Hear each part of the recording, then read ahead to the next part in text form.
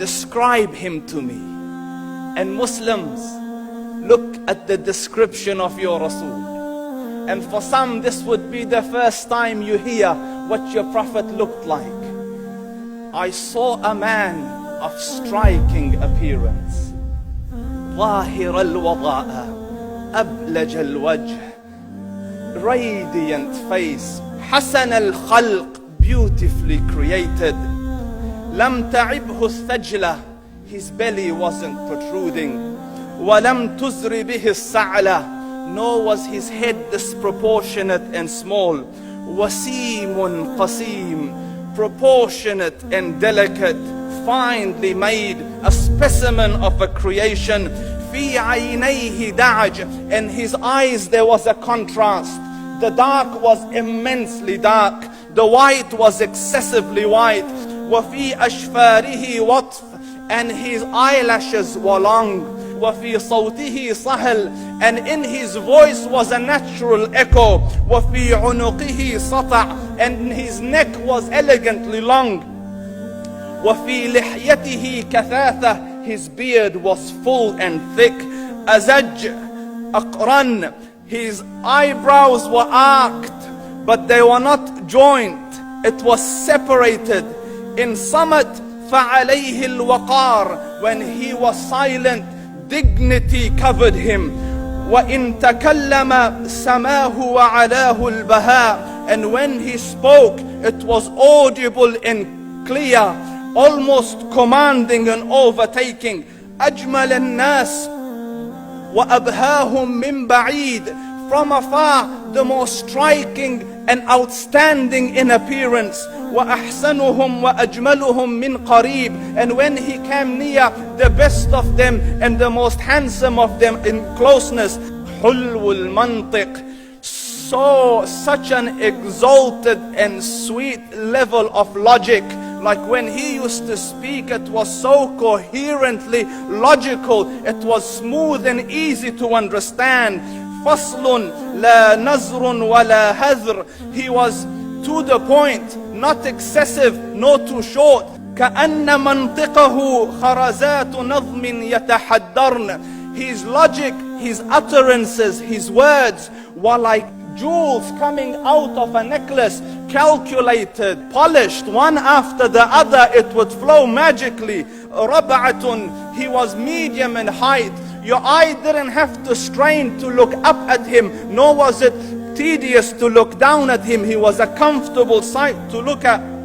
له رفقاء يحفون به, he had friends, the people that were with him, they were working around him to try to serve and protect him.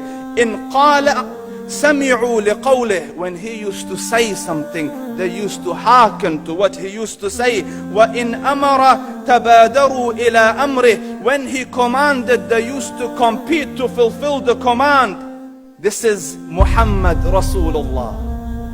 This is Muhammad Rasulullah. Anas ibn Malik says, he says, I came out one night, I came out one night, it was the full moon night.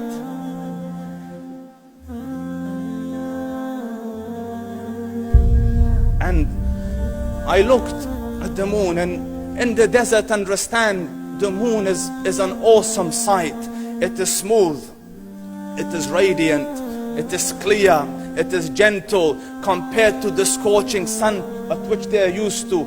So the moon was the epitome of beauty. So he says, I came out at a full moon night and I looked at the moon and I saw it, beautiful, handsome. So I said, let me go see if the moon is more handsome or my Prophet is more handsome. Let me see if that is more beautiful or the Prophet is more beautiful. So I went and I saw him standing afar.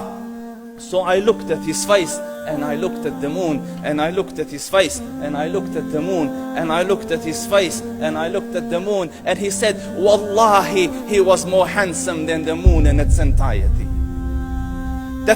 That is just the look of your Rasul. Aisha radiyallahu anha says, I was sewing with the needle, my needle dropped in the dark, I couldn't find it. I said, Ya Rasul, I can't find it. He moved his face close, and I swear, out of the radiance of his face, I found my needle. And the Prophet sallallahu alaihi wasallam was mind-bogglingly handsome, but his handsomeness was covered with waqar and jalal and haiba. The Sahaba say, when we used to sit at his feet, two feelings conflicting would come on the heart. The first one, you wanted to look at him. You wanted to behold the majesty of his face.